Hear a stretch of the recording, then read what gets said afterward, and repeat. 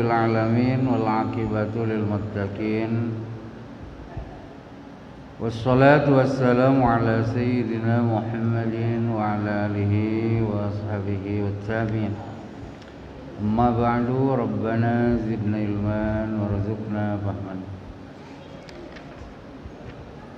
Yang mulia Ketua Masjid Sakinah, yang mulia para alim, para imam, para pengurus, muslimin muslimat rahimakumullah. Mari kita bersama-sama memanjatkan puja puji serta syukur kehadirat Allah Azza wa Jalla dengan bersama-sama mengucapkan alhamdulillahi rabbil alamin.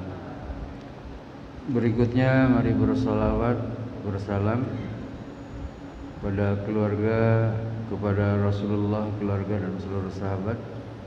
Bersama-sama kita mengucapkan Allahumma shalli wa sallim wa barik ala sayyidina Muhammad wa ala alihi.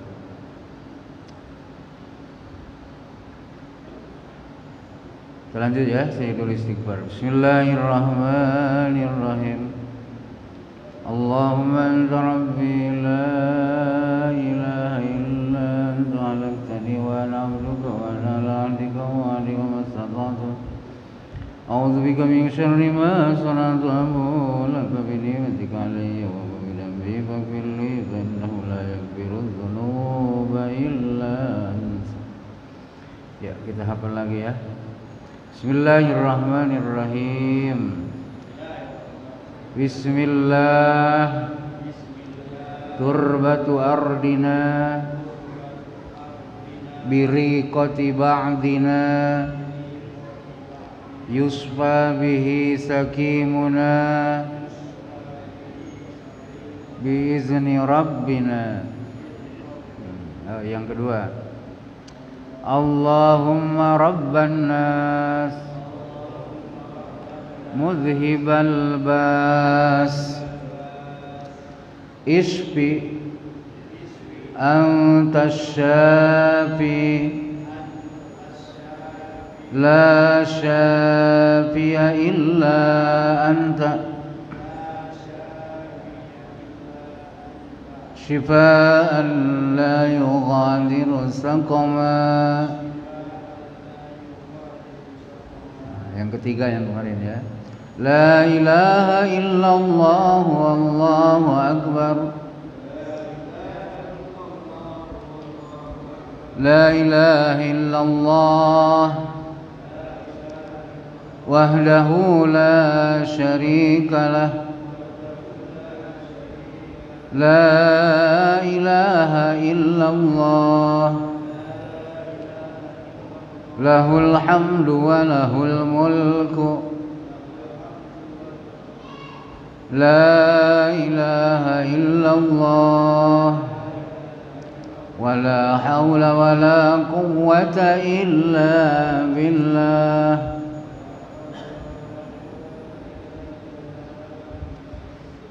Nah, nantilah saya tuliskan. Belum selesai nulisnya. Nanti saya titip Ustaz Ali. Judul baru ya, babun istihbabu su'ali ahlil maridi an halih. Bab disunahkan tuh dianggap baik ya. Istihbab tuh dari hub, Ustaz. Hub itu kan cinta. Jangan istab'ala. Jadi istihbab. Istihbab itu artinya sangat dicintai. Su'ali ahlil maridi an halih, bertanya kepada keluarga yang sakit tentang keadaan orang sakit. Misalnya Ustadz sakit, ini contoh aja. Ustadz sakit, nah, disunahkan nanya ke abang Ustadz atau anak Ustadz, gimana keadaan bapak? Ah gitu, paham ya? Nah ini ulama ini bisa ngorek ya, bisa ngorek seperti itu. Imam Nawawi. Jadi kata Imam Nawawi, kita bertanya kepada keluarga orang yang sakit tentang keadaan orang yang sakit itu istihbab. Istihbab itu dicintai oleh syariat.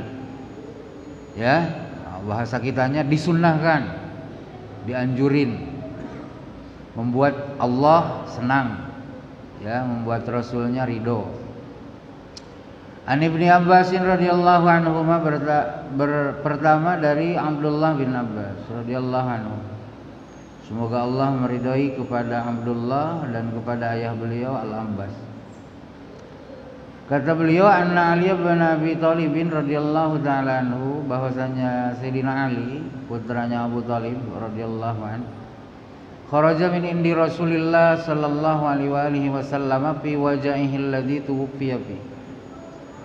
Baru keluar dari rumah Rasulullah, di mana saat itu Rasul dalam keadaan sakit yang tak lama kemudian beliau wafat.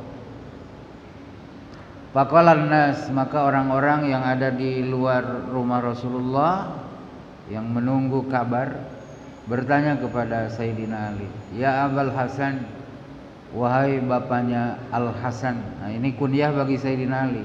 Sayyidina Ali ini kan punya putra dua ya, yang kita tahu, Sayyidina Al Hasan dan Sayyidina Al Husain. Nah, yang dinisbahkan ke beliau sebagai kunyahnya itu Al Hasannya yang besar ya. Ya Abul Hasani, wahai ayahnya Al Hasan, yakni Sayyidina Ali. Kaifa asbaha Rasulullah sallallahu alaihi wasallam? Bagaimana keadaan Rasulullah sallam pagi? Faqal asbaha bihamdillahi bari'an. Ya, beliau berada di pagi hari ini alhamdulillah sembuh. Gitu. Sembuh. Kalau bahasa kita mendingan. Ada kemajuan. Gitu. Coba apa kira-kira ya sisi, kan ini bisa dinalar. Kenapa Imam Nawawi pakai cerita gitu dulu, nanya keadaan orang sakit ke keluarganya itu disenangi syariah. Kira-kira apa tuh kira-kira? Ternyata kita punya perhatian hanya dengan pertanyaan tuh membuat hati keluarga tuh senang, Pak. Betul gak? Keluarga orang yang sakit itu senang. Kenapa? Ternyata bapak saya misalnya kan, atau anak saya yang sakit nih, ternyata ada di hati orang-orang. Buktinya apa? Mereka mau tahu tentang kabar orang sakit. Kan ngasih motivasi gitu. Betul gak? Ngasih motivasi. Sudahlah kawan tuh capek nunggu di rumah sakit. Betul gak? Orang tetangga kanan kiri tak ada yang peduli, nanya pun tidak, gitu kan? Apalagi bantu biaya. Paham Pak ya? Ini tak sampai ke bantu biaya, hanya bertanya tentang keadaan orang sakit. Nah, itu bahasa fikihnya, bahasa ulamanya itu namanya idkhalus surur. Apa? Idkhalus surur. Ngasih masuk kebahagiaan ke dalam hati orang, bikin orang senang. Nah, gitu bahasanya Ustaz. Bikin orang senang. Jadi idkhalus surur itu bagian dari akhlak yang agama anjurkan. Ya, bagian dari akhlak yang agama kita anjurkan dimiliki oleh setiap orang yang telah berislam dan beriman. Ya. Pakai sin ya, idkhalus surur. Jangan terbalik, idkhalus syurur. Wah, itu kalau itu jelek, memasukkan kejelekan gitu kan, membuat orang bingung, membuat orang kelahi. Wah, itu tak bagus. Jadi pakai sin, pakai sya beda tuh, Ustaz. Ya. Kalau pakai sin kecil bahagia. Kalau pakai sya, sin besar, nah itu keburukan. A'udzu birabbin nas, malikin nas, ilahin nas, syarril. Oh, syarril bukan jadi jahat. Gitu. Makanya senyum, betul lah. Senyum itu bagian dari idkhalus surur. Ya. Menghargai orang itu bagian dari idkhalus surur. Ya, gitu. Ya tak cuek lah dengan lingkungan tuh. Gitulah. Tak cuek, paling tidak ada pertanyaan tentang keadaan orang sakit. Gitu yang saya baca ya dalam syarah kitab ini tentang Kenapa? Bertanya kepada keluarga orang sakit tentang keadaan orang sakit itu bagian dari hal yang disenangi oleh syariat. Nah, gitu. Karena dalam pertanyaan itu ada apa? Ada idkhalus surur ya ala ahlil marid. Ya apalagi lah kalau bisa kita membantu. Makanya Pak, mohon maaf nih, kayak program BPJS itu bagi sebagian orang yang kondisi ekonominya tak mapan itu besar sekali Pak manfaatnya.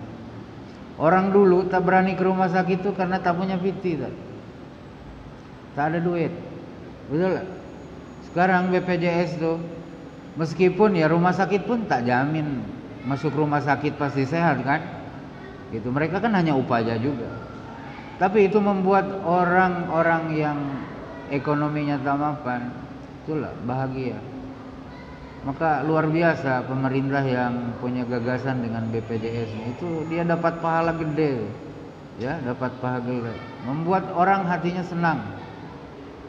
Keluarga sakit tuh Pak, oh luar biasa, itu membuat kita bingung kan, betul lah. Andai ada orang bisa memberi solusi yang ringan kan untuk pengobatan, itu luar biasa, ya. Maka kita doakan pemerintah tuh siapapun lah yang jadi ya. Meskipun kita merasa itu tak pantas, tak layak, tetap kita doakan. Mudah-mudahan Allah bimbing untuk sayang dengan kita. Amin ya rabbal alamin. Kan ada juga lah orang tuh ini tak layak jadi pemimpin kan gitu gayanya, betul lah. Padahal dia jadi RT pun tidak, betul lah. Ikut pemilihan RW pun dia suaranya cuma 1, gitu. Tapi ngeri cakapnya, ya. Wah tak layak gitu. Sekali pemilihan lurah tak ada yang milih. Nah, gitu. Artinya orang-orang tak percaya kan, betul lah. Nah, kita doakan mudah-mudahan pemimpin kita, insyaallah ya. Bulan apa nanti Bapak dilantiknya? November. Mudah-mudahan Allah bimbing, betul? Allah jaga. Karena yang punya hati mereka tuh Allah juga, Pak. Ya, bukan hanya kita yang dibolak-balik Allah hati itu, pemimpin kita pun sama. Allah yang membolak-balik. Mudah-mudahan Allah jaga mereka, ngebimbing mereka, sehingga negeri yang kita cintai ini dengan kepemimpinan mereka mudah-mudahan jadi negeri yang baldatun thayyibatun wa rabbun ghafur. Dah, lanjut.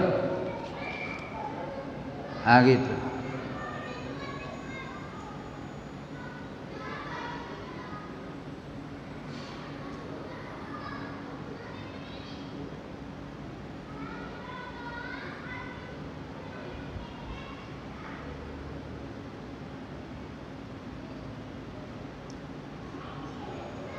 Berikutnya jawaban daripada Sayyidina Ali gini. Asbaha bihamdillahi bari'an. Ya. Alhamdulillah, bahasa kitanya gitu ya. Alhamdulillah. Pagi ini Rasulullah sembuh, mendingan, qoriban minal bara. Beliau ini hampir sembuh, gitu. Beliau ini hampir sembuh. Ya bahasa kitanya gitu, alhamdulillah mendingan. Kemarin tak bisa makan, sekarang sudah. Kemarin minuman tak masuk, sekarang boleh, gitu. Ya.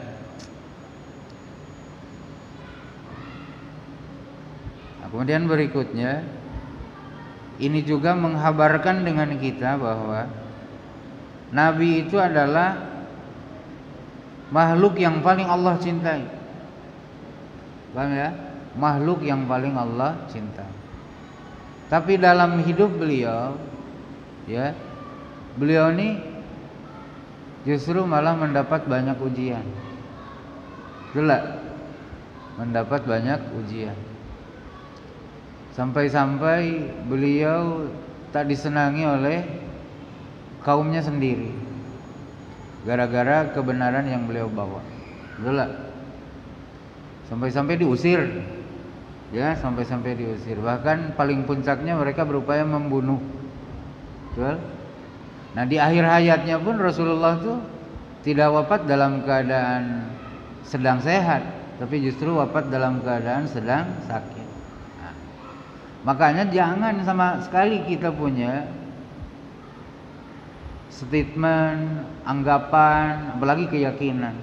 Kalau orang sakit itu sedang disiksa Allah, nah, jangan Pak. Paham enggak? Jangan ada komentar gini, dia tuh rajin sholat, tapi heran sakitan terus. Ini omongan nih tak lurus tuh Pak.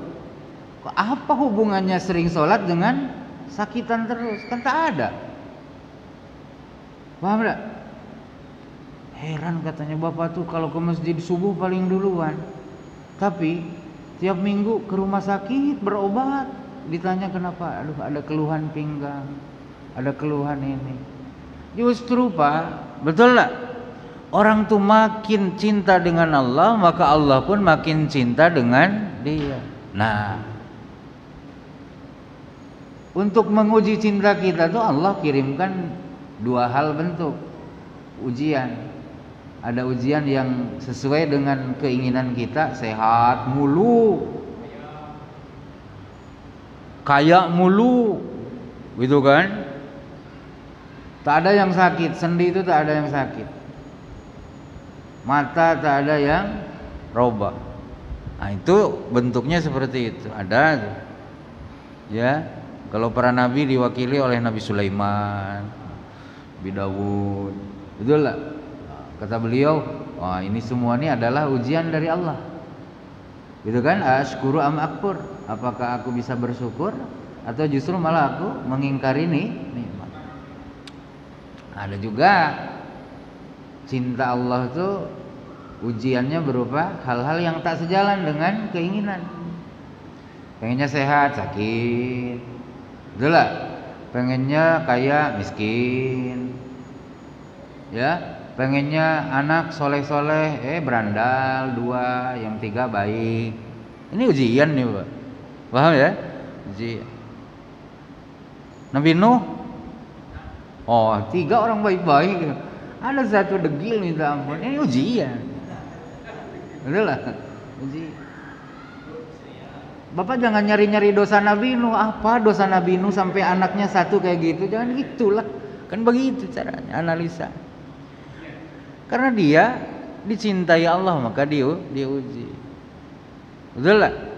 Nah, ketika diuji dengan begitu, dia tuh balik ke siapa gitu loh. Balik ke siapa?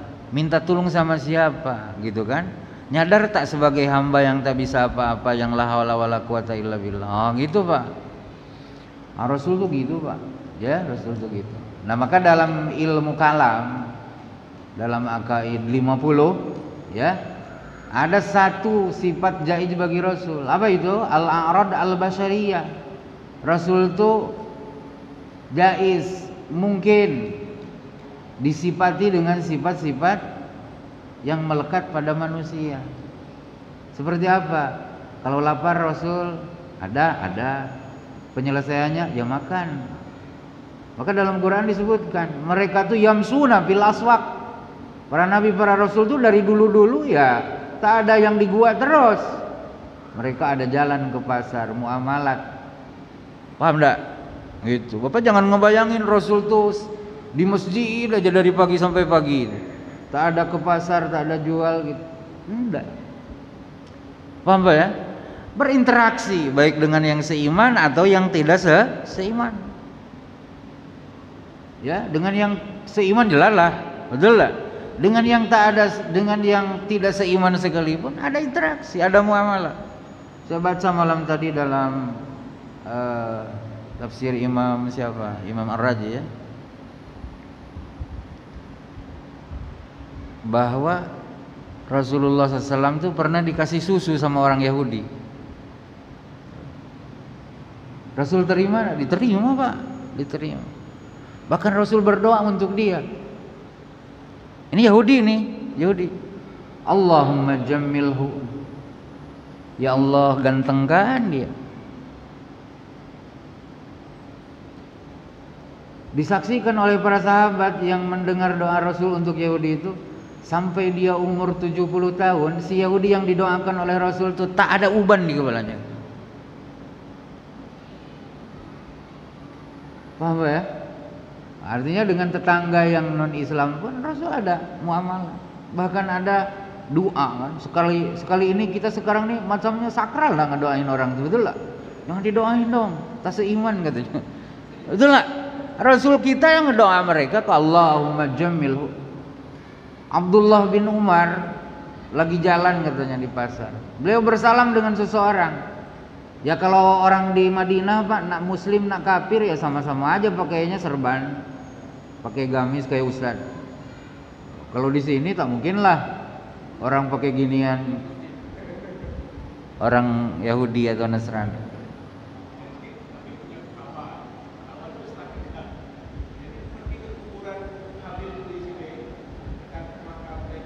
Aha.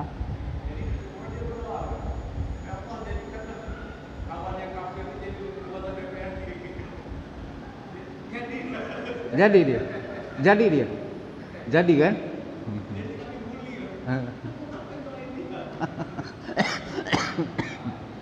Paham tak? Boleh. Nah Abdullah bin Umar nih Pak, sahabat, ulamanya sahabat, rujukan. Tak semua sahabat ulama tidak Pak, gitu ya. Jadi kenapa tak semua sahabat ulama? Karena tak semua sahabat punya akses yang banyak terhadap Rasulullah. Mengapa? Karena mereka sibuk dengan urusan perang, dengan urusan di luar ilmu. Paham ya? Sibuk dengan urusan bisnis mereka. Jadi ketemu Rasulullah tuh mungkin hanya di waktu-waktu tertentu. Ada juga yang orang tuh fokus jadi santri Rasul. Nah, di antaranya Abdullah bin Umar.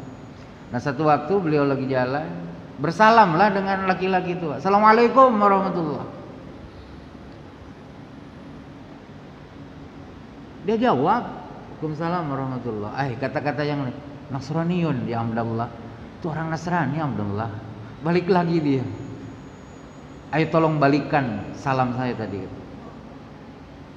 Lalu dijawablah, maka setelah itu dia mendoakan orang Nasrani itu apa doanya? Aksaro malak. Aksaro malak, semoga Allah memperbanyak hartamu. Aksaro auladak, semoga Allah memperbanyak anakmu. Paham enggak? Kita harus ngerti ini. Jadi jangan se-ekstrim seperti hari ini bersikap dengan tetangga yang tak seiman tuh. Ini sahabat loh. Bahkan Rasul, mohon maaf, saking cinta dengan umat, mereka masih kafir Pak. Tapi di riwayat Bukhari Muslim, betul, beliau berdoa begini, Allahumma gfir li qaumi fa innahum la ya'lamun. Ya Allah, tolong ampuni kaumku ini. Jangan engkau azab, jangan engkau bunuh, jangan engkau siksa, karena mereka belum ngerti ya Allah. Kalau mereka ngerti seperti saya ngerti bahwa saya adalah utusan engkau, pasti mereka tak lakukan dengan diriku seperti ini. Maka ulama berbeda pendapat. Ketidakbolehan mendoakan orang kafir dengan ampunan itu ada yang menyebut kalau mereka dah mati. Tapi kalau mereka masih hidup boleh jadi Allah boleh ngampuni mereka karena mereka kemudian Allah berikan hidayah. Karena kita tak tahu ujung hidup orang kafir ini apa tetap kafir. Si Netanyahu tuh apa akan terus dia tuh seperti sekarang benci kali dengan agama Allah nih, benci kali dengan umat Islam nih, betul? Atau pada akhirnya Allah berkenan memberi petunjuk? Mungkin enggak? Ya mungkin lah. Wong Netanyahu juga dicipta Allah, bukan dicipta Hercules. Paham Pak? Nah, jadi kalau Allah mampu memberikan penciptaan kepada dia, hidup kepada dia, maka Allah pun mampu memberi dia hidayah. Wahsy Pak, Wahsy itu paling dibenci sama Rasul. Kenapa? Itulah yang membunuh singa padang pasir itu, Hamzah, Sayyidina Hamzah. Pahlawan kita kan dibunuh sampai diambil jantungnya. Kan? Tapi ketika Allah membalikkan hatinya ke arah cahaya Islam, berislam dia. Dan Rasul menerima, meskipun tak bisa melupakan kejahatan di dia dulu. Paham ya? Gitu. Nah ini saya sampaikan ya, sini sampaikan. Betul? Ustaz pernah enggak waktu kita ngebahas hadis bersin? Masih ingat enggak? Jadi ada orang Yahudi ngumpul dekat masjid itu, di dekat Masjid Nabawi itu, dekat rumah Rasulullah. Mereka pura-pura bersin, kompak, hati. Harapannya Rasul ingin mendoakan mereka, yarhamukumullah, semoga Tuhan menyayangi kalian. Harapannya itu, cuman Rasul kan tak bisa diprank sama mereka. Apa Ustaz? Kafir. Yahudi kalau tak iman kepada Nabi ya kafir lah kan. Iya. Bora-bora gitu. Haji. Harapannya Rasul ngedoain dia, semoga Allah menyayangi kalian. Tapi kan Rasul cerdas, dibimbing sama wahyu. Rasul tak aja pakai itu. Yahdikumullah wa yuslihu balakum. Semoga Allah memberi petunjuk kepada kalian dan semoga Allah memperbaiki keadaan kalian. Kalau kalian sakit sembuh, itu yuslih balakum tuh gitu. Kalau kalian sekarang susah hidup, semoga Allah memberikan kemudahan hidup. Boleh begitu. Misalnya tetangga Ustaz buka kafe, gitu kan? Tak seiman dengan Ustaz. Doain aku nak buka kafe. Ustaz boleh ngedoakan. Doanya gini, mudah-mudahan lancar kawan. Enggak masalah itu. Paham enggak? Mudah-mudahan lancar, mudah-mudahan hoki lah bahasa dia kan. Mudah-mudahan hoki. Jauh dari rugi gitu. Paham enggak, Pak? Ya. Jadi jangan terlalu ekstrim kali lah hati itu, betul lah. Nah gitu. Karena contoh-contoh dari atas tak ada lah yang kayak kita. Apa tuh?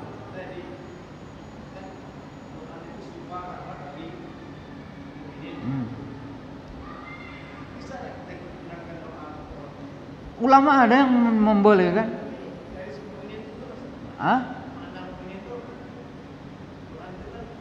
Kan sifat di situ Ustaz, untuk orang beriman tuh untuk hatinya. Kayak Quran hudal lil muttaqin. Al-Quran itu menjadi petunjuk bagi orang-orang yang bertakwa. Sebenarnya tahsilul hasil, orang bertakwa kok dapat petunjuk kan. Artinya Al-Quran itu petunjuk bagi semua orang. Bagi dia yang bertakwa, bagi dia yang tak bertakwa, bagi dia yang tak beriman, bagi dia yang beriman. Cuman yang mendapat manfaat terbesar itu kalau orang beriman, kalau orang bertakwa. Boleh. Iya, ada ulama. Saya baca malam tadi Ustaz. Saya baca malam tadi. Teksnya ada ulama membolehkan kita ya menggunakan Quran ketika orang tuh paham ya? Gitu. Mudah-mudahan dengan mujamalah seperti ini, musalamah seperti ini, orang ini tertarik Pak untuk nanya-nanya tentang Islam. Kalau Ustaz jaga jarak, kemana orang nak tertarik?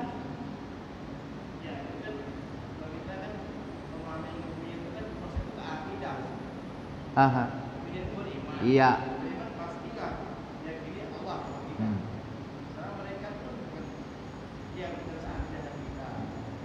Tapi mereka tuh dapat manfaat dari Quran cuman tak gede.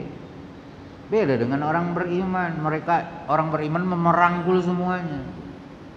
Paham ya? Justru malah tak bisa dimengerti kalau Quran hanya menjadi petunjuk bagi orang yang bertakwa. Paham enggak? Gitu. Justru Quran itu menjadi petunjuk bagi semua orang. Cuman yang mendapat bagian terbesar adalah orang yang mau bertakwa kepada Allah. Paham ya?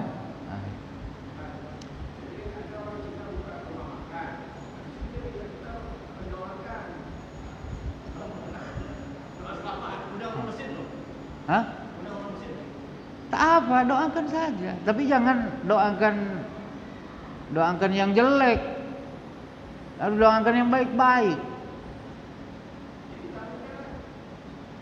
Ya aminkan lah, aminkan. Kan dia minta doa.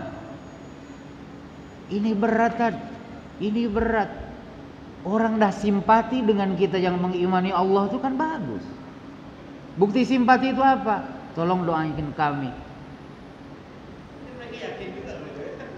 Paham tak?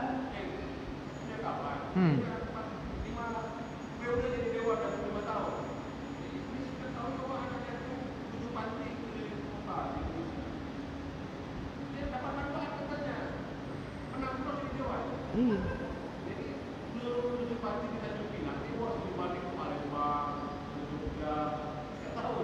Ini sunatullah, sunatullah Bapak. Orang baik tuh ya bertemu orang baik.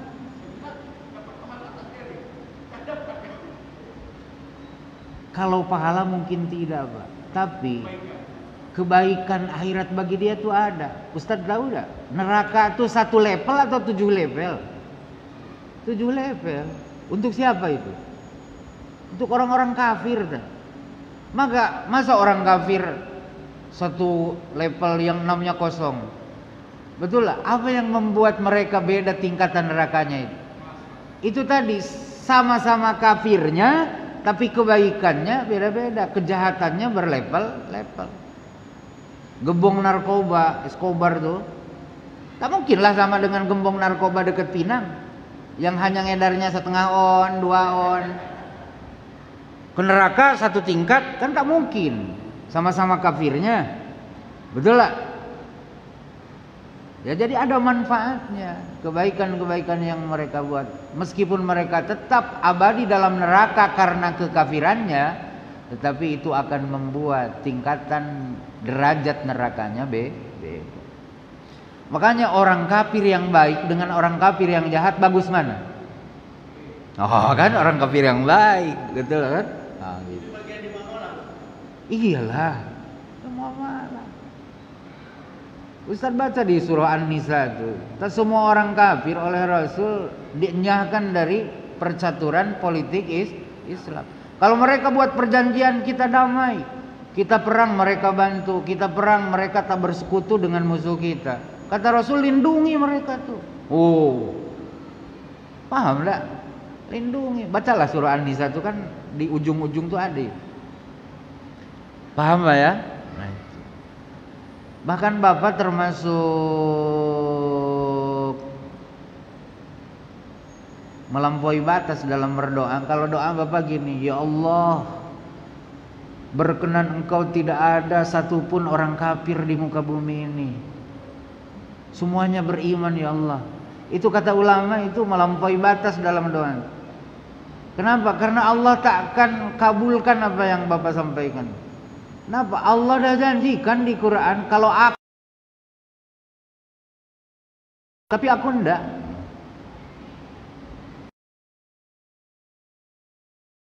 Ragam akidah di kehidupan ini, Bapak harus menyambungkannya dengan kehendak Tuhan. Sehingga kita menyelesaikannya itu tak pakai nafsu, tapi pakai petunjuk. Apa petunjuknya? Seru doang. Mau tak mau itu urusan Tuhan. Paham enggak? Jangan memaksakan kehendak. Paham? Nah, oke, Ustaz.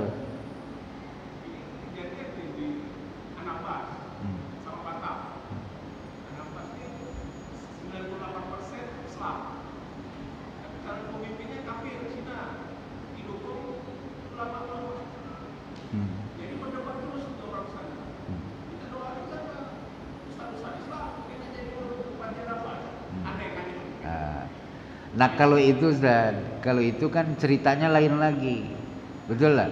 Ceritanya lain lagi. Itu kan bukan di muamalah tok, betul lah. Tapi kita akan menganalisa sisi lain, bahwa ketika kita menjadi orang yang ada di telunjuknya, di sini kita tak lagi mulia. Padahal Tuhan sampaikan kita ini harus berada di posisi tinggi. Jangan diangkangi. Paham enggak? Nah, kalau seperti itu cara berpolitiknya kan tak bagus. Potensi yang ada tak bisa kita gunakan untuk ketinggian marwah kita sendiri. Betul lah. Nah, itu. Nah, dari sisi lainnya, ya dari sisi lainnya itu tak dibenarkan. Makanya kan kita sering mendapat pencerahan bahwa kita ini upayakan potensi-potensi yang Tuhan berikan itu menjadi modal untuk menjadi yang mulia, yang tinggi, yang terhormat. Al-Islam ya'lu wa la yu'la alaih. Islam itu harus tinggi, jangan ditinggiin orang. Paham ya? Nah, makanya jangan tergiur dengan cuan, betul lah? Jangan tergiur dengan piti, nanti 100 tahun kemudian kita menjadi ini, yang menjadi babu. Paham tak? Nah, itu dari sisi yang lain, betul lah? Tapi dalam bermuamalah seperti itu. Jangan sampai anti doa. Misalnya anak tetangga kita yang tak seiman sakit, Ustaz, anak saya sakit, mudah-mudahan cepat sembuh, Bu. Itu tak dosa, Ustaz. Tak dosa. Paham ya? Tak dosa. Kalau Ustaz baca, innallaha la yaghfiru ayyushraka bih wa yaghfiru ma duna dzalika liman yasha. Ulama menyampaikan bahwa yang Tuhan takkan ampuni itu dosa kemusyrikan. Boleh jadi doa di luar kemusyrikan, siapapun yang buat, nah orang iman, nah orang kafir, mungkin jadi Allah anolir, Allah maafkan, kan boleh jadi. Tapi kalau kemusyrikan jangan. Makanya jangan kita mendoakan, ya Allah ampuni dosa kemusyrikan kawan saya ini, tak bisa, Pak. Ya Allah tolong ampuni dosa kekafiran emak saya ini, tak bisa. Allah dah janjikan aku takkan ampuni dosa yang itu. Yang lain kalau aku mau aku ampuni, kata Allah.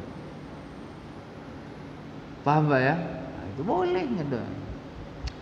Dah, Ustaz, suamiku nih katanya mendua, tolong doakan Ustaz, mudah-mudahan balik lagi setia dengan saya. Iyalah Bu, mudah-mudahan balik lagi abangnya gitu. Paham tak? Nah, gitu. Kan itu duniawi. Ya. Dah, lanjut ya. Babu ma yaquluhu man aisa min hayati. Bab baru apa? Doa yang dipanjatkan oleh orang yang sudah berputus asa dari hidup. Ya. Gitu. Artinya gini, tanda-tanda kematian tuh dah banyak kali. Makan dah tak masuk lagi, minum muntah lagi, betul lah? Itu dikasih obat ini, obat itu, makin parah. Ah, itu kan akhirnya, wah ini kata kawan-kawan, bolehlah memprediksi, nampak-nampaknya tak lama lagi lah. Ah gitu. Itu kan dari ciri-ciri dohirnya aja, bukan Ustaz aku dapat bisikan malaikat, bukan begitu. Nengok muka dah, mata dah ke dalam gitu kan tuh. Ah ya, gitu. Nah, orang yang sudah seperti itu kondisinya, betul, ada doanya, ya, ada doanya. An Aisyah radhiyallahu taala anha, dari Sayyidah Aisyah radhiyallahu taala anha wa nabi. Qalat sami'tu Nabi sallallahu alaihi wasallam, saya pernah mendengar Nabi sallallahu alaihi wasallam bersabda. Wa huwa mustanidun ilayya yaqul. Saat beliau bersabda itu, beliau bersandar ke tubuh saya. Sayyidina Rasulullah ini dengan Sayyidah Aisyah ini sangat akrab, ya, sangat akrab, sangat sayang. Ya salah satunya kata Gus Baha, karena hikmah ya, hikmahnya itu dengan begitu akrabnya Rasul, semua perjalanan hidup Rasul itu terekam. Karena Sayyidah Aisyah ini cerdas, masih muda, cerdas, gitu ya. Jadi syariat itu kan identik dengan Rasulullah lah. Maka syari itu kan dua, Allah dan Rasulnya, ya, pembuat undang-undang. Nah beliau ini paling banyak merekam peristiwa hidup Rasul, sehingga orang-orang tabi'in itu bertanya tentang Rasulullah tuh kepada Sayyidah Aisyah.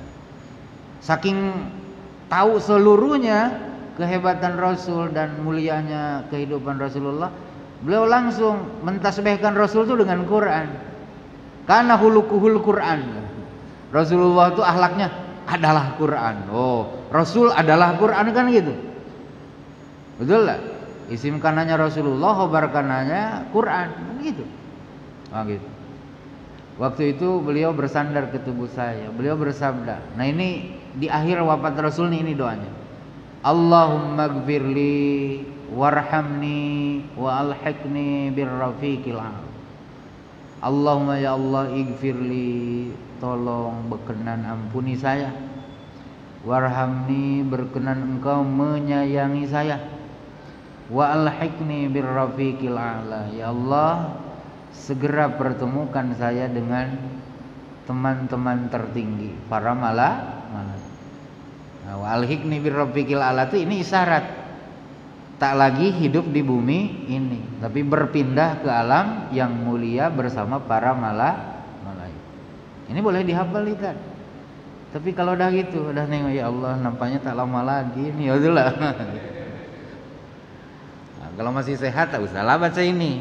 Yuk bareng. Ini belajar dulu ya, belajar dulu. Tapi ya mudah-mudahan panjang umur, amin.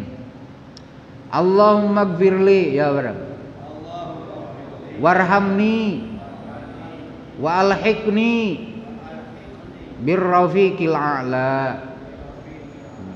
Allahumma gfirli warhamni wa alhiqni birrafiqil a'la. Nah, kalau Allahumma gfirli warhamni maka ini doa umum.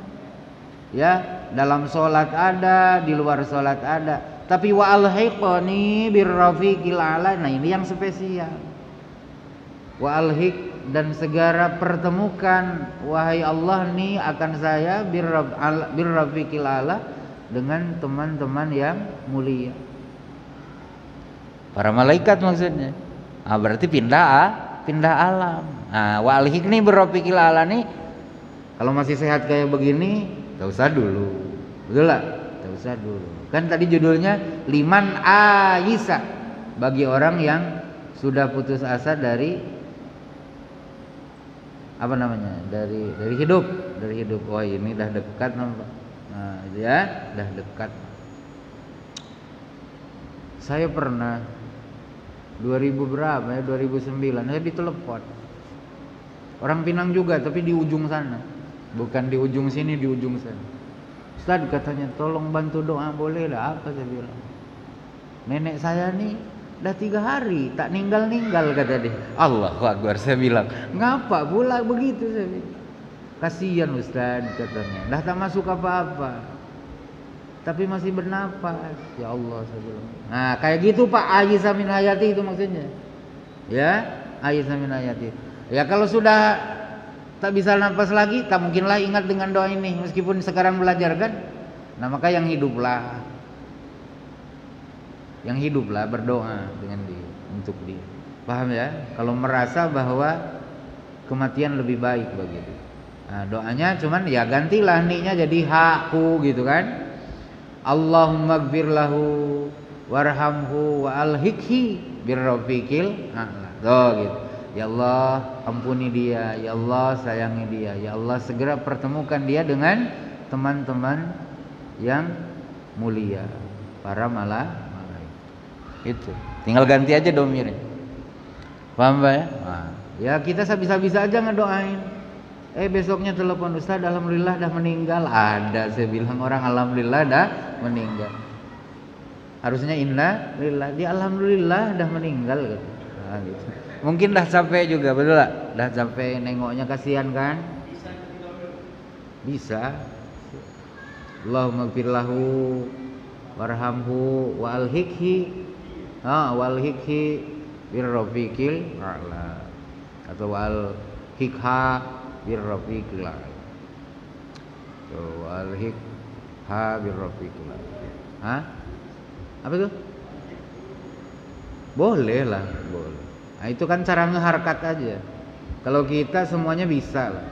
Kita lisannya lisan Nusantara kan, bisa ke atas bisa ke bawah. Ya, gitu. Paham ya? Nah itu. Kalau masih sehat jangan didoain. Iya, boleh lah, kasihan kan. Apa tuh Bang?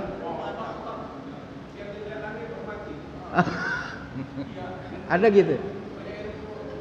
Iya. Ya, ada juga. Itu tak teringkari, ada yang kayak gitu. Ada. Boleh. Ya makanya hafal nih. Allahumma gfirli warhamni wa alhiqni birrafiqil a'la. Birrafiqil, pakai qaf, birrafiqil a'la. Ar-rafiqil a'la ini para malaikat. Ya. Para malaikat. Nah, itu ya. Nah, itu hadis pertama. Kemudian dari Sayyidah Aisyah juga. Kata beliau, ra'aitu Rasulullah sallallahu alaihi wasallam wa huwa bil maut. Saya melihat Rasulullah SAW dalam keadaan Rasul itu sudah mendekati kepada wafat. Wa indahu qadahun fihi ma. Di samping Rasulullah ada wadah yang ada airnya. Ada pisin, ada mangkok yang berair. Wa huwa yudhilu yadahu fil qadah. Saking panasnya tubuh beliau memasukkan tangannya itu ke dalam wadah tadi yang ada air.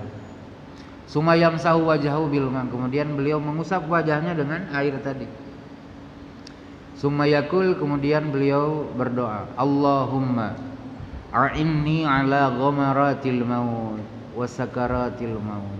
Ya Allah, a'inni, bantu saya ala ghamaratil maut, untuk mampu menghadapi kedahsatannya kematian, wasakaratil maut, dan diberi kemampuan menghadapi mabuknya kematian.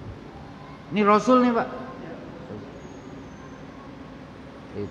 Rasulullah itu kan berarti sudah mendekati sakarat kan. Nah, beliau bermohon kepada Allah, ya Allah, kalau kita mati masih ingat seperti ini enak. Betul lah.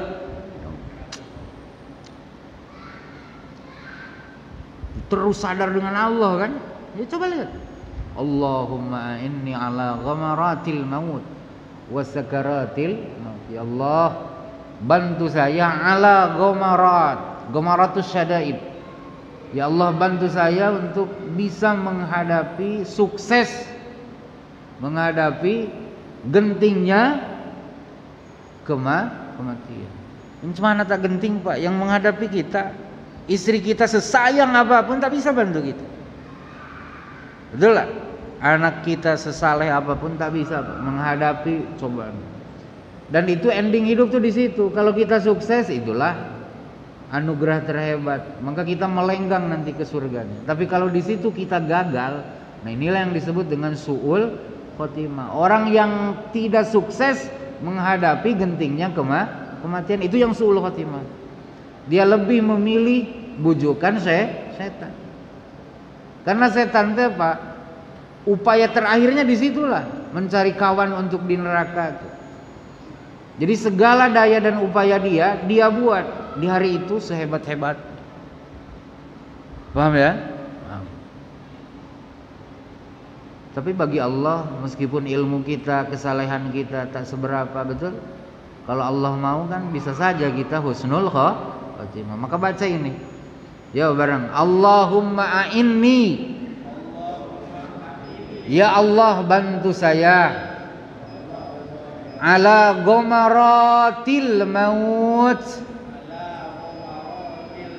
untuk menghadapi gentingnya kematian,